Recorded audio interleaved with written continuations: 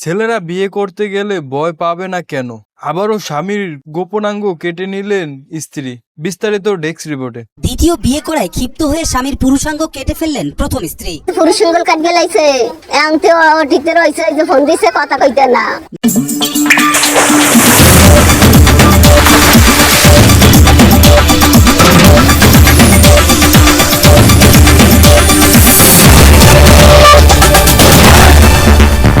ঘটনাটি ঘটেছে গোপালগঞ্জের কোটালীপাড়া উপজেলার কুশলা ইউনিয়নের নৌকাত গ্রামে। ৩রা ফেব্রুয়ারি রাতে স্ত্রী রেশমা বেগম স্বামী রুবেল সর্দারের পুরুষাঙ্গ কেটে ফেলেন। এই ঘটনাকে কেন্দ্র করে চাঞ্চল্যকর পরিস্থিতি সৃষ্টি হয়েছে এলাকায়। যাই দেখি রুবেল বেটা বড়টা খাতা দিয়ে চাকরি ধরে এইভাবে তাকাই রইছে। এখন ও ঘরের ভিতরে রয়েছে, আমি দৌড় দিয়ে বাইরে আইসে সবাই কষি রুবেল বাইরে পুরুষাঙ্গ কাটিয়ে লেছে, তোমরা ঘরের দিকে যাও। নৌগাতি বিরামের কান্দি গ্রামের মঞ্জেল সর্দারের ছেলে থাই অ্যালুমিনিয়াম ব্যবসায়ী রুবেল সর্দার ২০০৮ সালে ভালোবেসে বিয়ে করেন ও মা গো টুরুলা পাশের বাড়ির আমির আলী ফরাজির মেয়ে রেশমা বেগমকে। বিয়ের পর থেকে স্ত্রী রেশমা বেগম স্বামীকে পাত্তা দিত না বলে জানান স্বজনরা।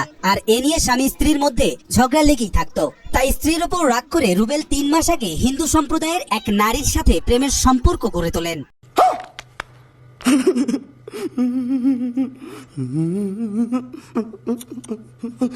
এরপর বিয়ে করেন তাকে। কিছুদিন লুকিয়ে থাকার পর জানাজানি হলে প্রথম স্ত্রী রেশমার চাপে দ্বিতীয় স্ত্রীকে ডিভোর্স দেন রুবেল।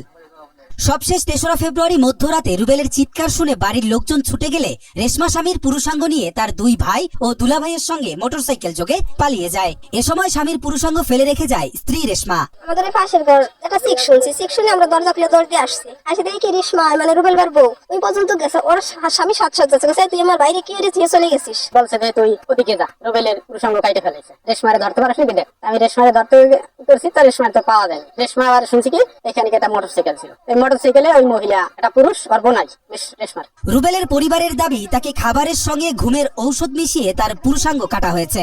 আর এতে সহযোগিতা করেন রেশমার 2 ভাই নিজাম ও মতিউর রহমান এবং রেশমার দুলাভাই। কিছু খাইছে, না খাইলে ও সোফায় বসেছিল, তো একা একা যাইতে পারে না, ঘুমানোর অবস্থা খাটের পর ও খাইছে। এরপর স্বজনরা রুবেলকে দ্রুত কোটালীপাড়া উপজেলা স্বাস্থ্য কমপ্লেক্সে নিয়ে গেলে কর্তব্যরত চিকিৎসক উন্নত চিকিৎসার জন্য ঢাকায় নেওয়ার পরামর্শ দেন। বর্তমানে রুবেল ঢাকার পপুলার হাসপাতালে চিকিৎসাধীন আছেন। এ ঘটনার পর স্ত্রী রেশমা ও তার পরিবারের সকল সদস্য পলাতক আছে। তবে এখন পর্যন্ত রুবেলের পরিবার থেকে কোনো মামলা দায়ের করা হয়নি।